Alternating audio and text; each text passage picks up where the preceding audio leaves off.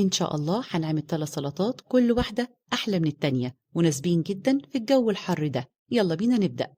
أول نوع هنعمل سلطة الكرنب الأحمر بالبنجر. بجيب الكرنباية، بتخلص من الجزء ده، هقطعها بقى سلايز أو ممكن تبشريها بالمبشرة. هغسلها كويس جدا بالمية وهنزل عليها برشة بسيطة من الملح. هفركها كويس جدا كده بالملح وأسيبها كده تنزل أي مية فيها زي ما انتوا شايفين. هصفيها بقى من المية وهنزل عليها ببنجراية مبشورة مشوية، وعندي جزر وخيار، حزمة من البقدونس. ونحضر الصوص عبارة عن 3 معالق كبار من زيت الزيتون، نص عصير ليمونة، معلقة كبيرة من دبس الرمان. مش موجودة يبقى هتستخدمي معلقة خل. ظبطي بقى الملح، هقلبهم وأنزل عليهم. وأي النهاردة سلطات لازم تتقدم باردة، يعني على الأقل ساعة في التلاجة. هقلبهم، هقدمها بقى في طبق التقديم، وادي شكلها النهائي. هنعمل تاني نوع السلطة الروسية. كوباية كبيرة من الزبادي، 3 معالق كبار من المايونيز،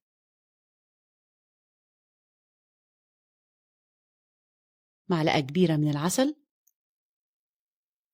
نص عصير ليمونة. هنزل بالتوابل ملح وفلفل ومعلقة من بهارات الثوم. هقلبهم كويس وهنزل بالخضار. عندي بطاطس مسلوقة وبسلة وجزر مسلوقين، وطبعا الكميات هنا حسب ما انت عايزة.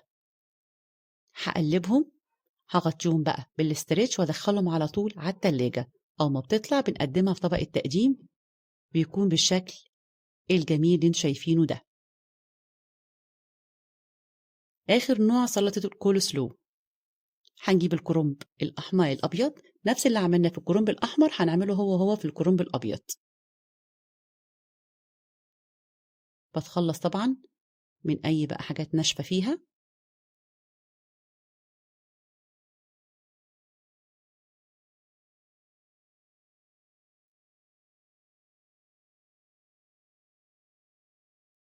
هنزل بجزراية مبشورة، هقلبهم واسيبهم على جنب ونحضر الصوص. عندي كوباية كبيرة من الزبادي، 3 معالق من مايونيز، هضيف هنا معلقتين كبار من العسل. مش متوفر ممكن تستخدمي سكر بودرة.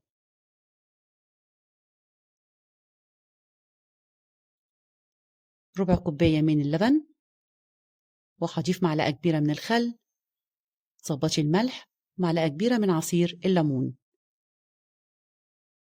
هقلبهم كويس وهنزل عليها على طول، وهقدمها كده في طبق التقديم.